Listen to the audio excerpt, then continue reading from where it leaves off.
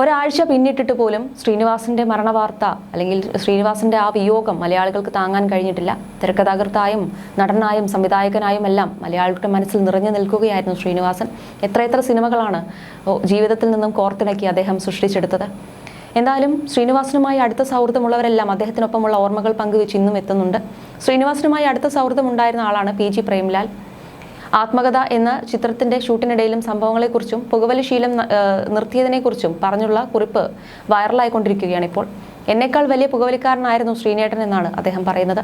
ആദ്യമായി കഥ പറയാൻ ചെന്ന ദിവസം ഒന്ന് തുടങ്ങിക്കിട്ടാനുള്ള എൻ്റെ സംരംഭം മനസ്സിലാക്കി ശ്രീനേട്ടൻ ചോദിച്ചു വലിക്കുമോ ഉവെന്ന് ഞാൻ പറഞ്ഞപ്പോൾ കയ്യിലിരുന്ന 555 പാക്കറ്റ് എൻ്റെ നേർക്ക് നീട്ടി ശ്രീനേട്ടൻ പറഞ്ഞു, ഒന്ന് വലിച്ചോ, എന്നിട്ട് പറഞ്ഞാൽ മതി. പിന്നെ അങ്ങോട്ടുള്ള കാലം ഒരുമിച്ച് കുറേ വലിച്ചു. ആത്മകഥയുടെ ഷൂട്ടിംഗ് തുടങ്ങിയ ദിവസം തൊട്ടേ ആ തോളിൽ കൈയിട്ട് നിന്ന് സിഗരറ്റ് വലിക്കാൻ സ്വാതന്ത്ര്യം കിട്ടി. ഷോട്ട് പറഞ്ഞു കൊടുക്കുമ്പോൾ പോലും ഞാൻ സിഗരറ്റ് വായിൽ തിരികെ നിന്നു. ആത്മകഥയുടെ ഷൂട്ടിംഗ് സമയത്ത് മഞ്ഞ് ആവശ്യമായി വരുന്ന സമയത്ത് ആർട്ട് ഡിപ്പാർട്ട്മെൻറ്റുകാർ അവരുടെ പുക ഉണ്ടാക്കിക്കൊണ്ടിരിക്കെ ഞങ്ങൾ കേൾക്കില്ല എന്ന വിശ്വാസത്തിൽ ശ്രീനിയേട്ടനെയും ഡയറക്ടറെയും കുറച്ചു നേരം അവിടെ പിടിച്ചു നിർത്തിയാൽ മതി, കോട നിറഞ്ഞോളും എന്ന് യൂണിറ്റുകാർ അടക്കം പറഞ്ഞു ചിരിച്ചു. ശ്രീനേട്ടൻ്റെ വീട്ടിൽ പോകുന്ന സമയത്ത് എൻ്റെ നാടൻ സിഗരറ്റ് മറന്നുവെന്ന് ഞാൻ മിക്കപ്പോഴും അഭിനയിച്ചു. ആ അഭിനയം മനസ്സിലായില്ല എന്ന് തിരിച്ച് ഇങ്ങോട്ടും അഭിനയിച്ചു ശ്രീനേട്ടൻ 555 തന്നുകൊണ്ടേയിരുന്നു. അങ്ങനെ ഒരു 4-5 കൊല്ലം. ഒരു നാൾ കണ്ടനാട്ടെ വീട്ടിൽ ചെന്നപ്പോൾ പതിവ് പോലെ ഒരു സിഗരറ്റ് ചോദിച്ച് എന്നോട് ശ്രീനേട്ടൻ പറഞ്ഞു, പ്രേംലാൽ, ഞാൻ പുകവലി നിർത്തി. തികച്ചും അപ്രതീക്ഷിതമായ വാക്കുകളായിരുന്നതിനാൽ ഞാൻ ഞെട്ടി. എങ്കിലും അന്നേരം മനസ്സിൽ പറയാൻ തോന്നിയത് എന്നാൽ ഞാനും നിർത്തി എന്നാണ്. ശരിക്കും എന്ന് ശ്രീനേട്ടൻ്റെ ചോദ്യം. അതേ എന്ന് ഞാൻ ഉറപ്പിച്ചു. 2014 നവംബർ 19 ആയിരുന്നു അന്ന്. പക്ഷേ പിന്നീട് 2 ആഴ്ച കഴിഞ്ഞ് ഞാൻ വീണ്ടും ശ്രീനേട്ടനെ കാണാൻ ചെല്ലുമ്പോൾ പുള്ളിക്കാരനുണ്ട് സിഗരറ്റും വലിച്ച് മുറ്റത്ത്. വീണ്ടും തുടങ്ങിയോ എന്ന് ചോദിച്ചപ്പോൾ എനിക്ക് നേരെ സിഗരറ്റ് പാക്കറ്റ് നീട്ടി ശ്രീനേട്ടൻ. എനിക്ക് വേണ്ട, ഞാൻ വാക്ക് പറഞ്ഞതാ നിർത്തി. ശ്രീനേട്ടൻ അത്ഭുതപ്പെട്ടു നോക്കി. പിന്നീട് പലപ്പോഴും കണ്ടുമുട്ടുന്നതിനിടയിൽ എപ്പോഴോ ഞാൻ ഒരു കാര്യം ശ്രദ്ധിച്ചു. എന്നോടൊപ്പമുള്ളപ്പോൾ ശ്രീനേട്ടൻ സിഗരറ്റിന് തീ കൊളുത്തുന്നില്ല. ഞാൻ ശ്രദ്ധിച്ചു, എന്തേ ശ്രീനേട്ടൻ വലിക്കാത്തത്? പുകവലി നിർത്താനുള്ള പെടാപ്പാട് എനിക്ക് നന്നായി അറിയാം. അത് നിർത്താൻ കഴിഞ്ഞ ഒരാളുടെ അടുത്തിരുന്ന് വലിച്ച് പ്രലോഭിതനാക്കാൻ കാരണമാവുന്നത് ഒരു ക്രൈമാണ് എന്നാണ് ശ്രീനേട്ടൻ ചിരിയോടെ പറഞ്ഞത്. ശ്രീനേട്ടൻ ഹൃദയ ശസ്ത്രക്രിയയ്ക്ക് ശേഷം കുറച്ച് മാസങ്ങൾ കഴിഞ്ഞ് കണ്ടനാട്ടേക്ക് വണ്ടി ഓടിച്ചുകൊണ്ടിരിക്കുമ്പോൾ ഒരു ഫോൺ, പ്രേംലാൽ ഒരു പാക്കറ്റ് സിഗരറ്റ് കൊണ്ടുവരണം. നടക്കില്ല ശ്രീനേട്ട എന്ന് ഞാൻ കടുപ്പം പറഞ്ഞു. ഇപ്പോൾ ഒരു കുഴപ്പവുമില്ല, വല്ലപ്പോഴും ഒരു പുകയെടുക്കാനാണ്. വിമല അറിഞ്ഞാൽ സമ്മതിക്കില്ല, അതുകൊണ്ടല്ലേ, വാങ്ങിച്ചിട്ട് വരണം എന്ന് പറഞ്ഞ് ശ്രീനേട്ടൻ ഫോൺ കട്ട് ചെയ്തു. ചെന്നു കയറിയ ഉടൻ വിമലേച്ചി കാണാതെ ആക്രാന്തം കലർന്ന സ്വരത്തിൽ ചോദിച്ചു, എവിടെ? ഞാൻ പറഞ്ഞു വാങ്ങിച്ചില്ല. അതിനു മുമ്പോ ശേഷമോ ഒരിക്കലും കാണാത്ത വിധം ആ മുഖത്ത് ഗൗരവവും നീരസവും നിറഞ്ഞു. ഏത് ഘട്ടത്തിലും കൂടെ നിൽക്കുന്ന ചിലർ ഉണ്ടെന്നാണ് ഞാൻ വിചാരിക്കുന്നത്. ആ വിശ്വാസം തെറ്റിപ്പോയി എന്ന് ശ്രീനേട്ടൻ സ്വരം കടുത്തു. അന്നേ ദിവസം ഒരു അക്ഷരം എന്നോട് സംസാരിച്ചില്ല. ഫോൺ കോളുകൾ അറ്റൻഡ് ചെയ്യുന്നതായി നടിച്ചും അങ്ങോട്ടും ഇങ്ങോട്ടും നടന്നു. ഇടയ്ക്ക് എപ്പോഴോ ഞാൻ യാത്ര പറഞ്ഞിറങ്ങി. പ്രതികരണമൊന്നും ഉണ്ടായില്ല.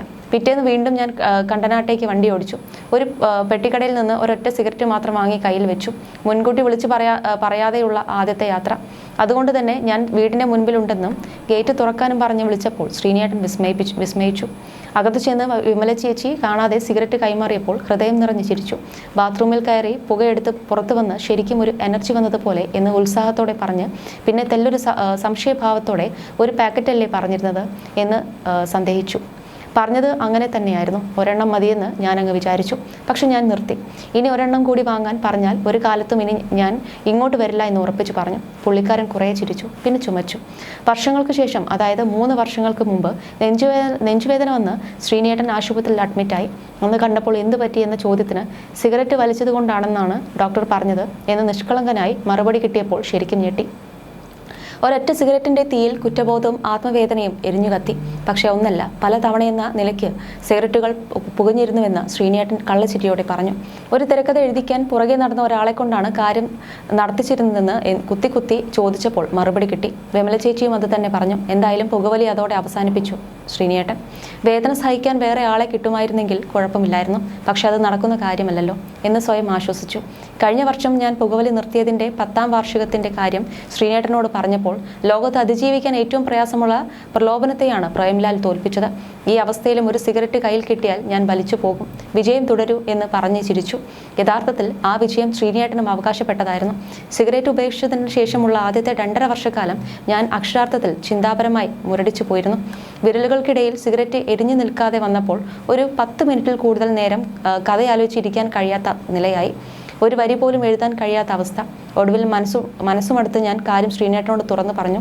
ഒന്നും ചെയ്യാനോ ചിന്തിക്കാനോ കഴിയുന്നില്ലെന്നും വീണ്ടും വലി തുടങ്ങിയേ പറ്റൂവെന്നും പറഞ്ഞുകൊണ്ട് ഞാൻ മേശപ്പുറത്തെ 555 പാക്കറ്റിന് വേണ്ടി കൈനീട്ടിയ നേരം ശ്രീനേട്ടൻ പറഞ്ഞു, എഡിസൺ പറഞ്ഞ ആ പ്രശസ്ത വാചകം ഓർമ്മിപ്പിച്ചു. വിജയത്തിന് തൊട്ടടുത്തെത്തി എന്നത് തിരിച്ചറിയാതെ പരിശ്രമത്തിൽ നിന്ന് പിൻവാങ്ങുന്നതാണ് പല മനുഷ്യർക്കും പറ്റുന്ന പിഴവ്. ചിലപ്പോൾ കുറച്ച് ആഴ്ചകൾ കൂടി, ചിലപ്പോൾ കുറച്ച് മാസങ്ങൾ. അതിനുള്ളിൽ പ്രേംലാലിന് ഇപ്പോഴത്തെ അവസ്ഥ മറികടക്കാൻ പറ്റും. കോൺഫിഡൻസ് ആണ് പ്രധാനം. അന്ന് ഞാൻ വലിച്ചില്ല, പിന്നെ അങ്ങോട്ടും. എഴുത്തും ചിന്തയും കഥകളും അധികം വൈകാതെ ശ്രീനേട്ടൻ പറഞ്ഞതുപോലെ തിരിച്ചെത്തി. പുക വിഴുങ്ങുന്ന ശീലം അവസാനിപ്പിച്ചതിന് 11 വർഷങ്ങൾ പിന്നിടുമ്പോൾ അതുകൊണ്ട് തന്നെ ഞാൻ കവലയിൽ മാത്രമല്ല ജീവിതത്തിലും പ്രിയപ്പെട്ട ശ്രീനേട്ടനോട് കടപ്പെട്ടിരിക്കുന്നു. സ്വയം പുകയെ ലഹരിയായി കൊണ്ടു നടക്കുമ്പോഴും എനിക്ക് വേണ്ടി വലിക്കാതിരുന്ന മനുഷ്യനാണ് ഞാൻ, ജയിക്കാൻ ഒപ്പം നിന്ന മനുഷ്യൻ. അല്ലെങ്കിലും മഹാന്മാരായ മനുഷ്യർ അങ്ങനെ തന്നെയാണല്ലോ. അവരുടെ വിജയങ്ങളിലും അവർക്ക് ഹൃദയം തുറന്ന് പുഞ്ചിരിക്കാൻ കഴിയുമല്ലോ. ശ്രീനേട്ട, നന്ദി എന്നായിരുന്നു പ്രേംലാലിന്റെ കുറിപ്പ്. അതേസമയം നടൻ ശ്രീനിവാസിന്റെ മരണം സിനിമാ പ്രേക്ഷകർക്ക് വലിയ വേദനയാണ്. ആരോഗ്യ പ്രശ്നങ്ങളാൽ ഏറെക്കാലമായി ചികിത്സയിലായിരുന്നു ഇദ്ദേഹം.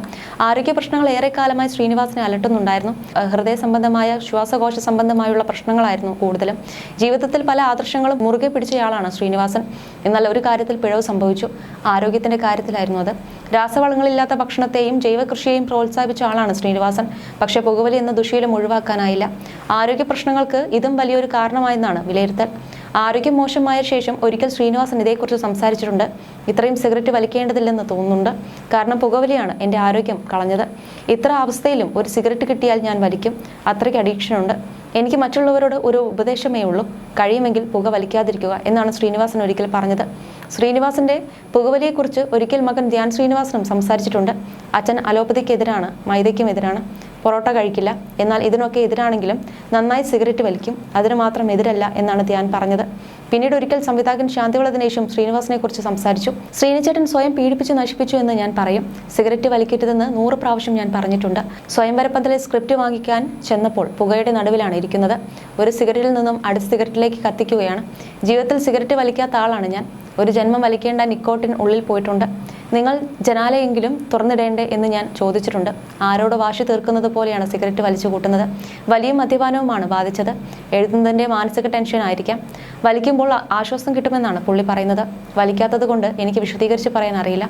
പക്ഷെ സ്വയം ജീവിതം നശിപ്പിച്ചയാളാണ് ശ്രീനിച്ചേട്ടൻ എന്ന് ശാന്തിവിള ദിനേശ് അന്ന് പറഞ്ഞിരുന്നു.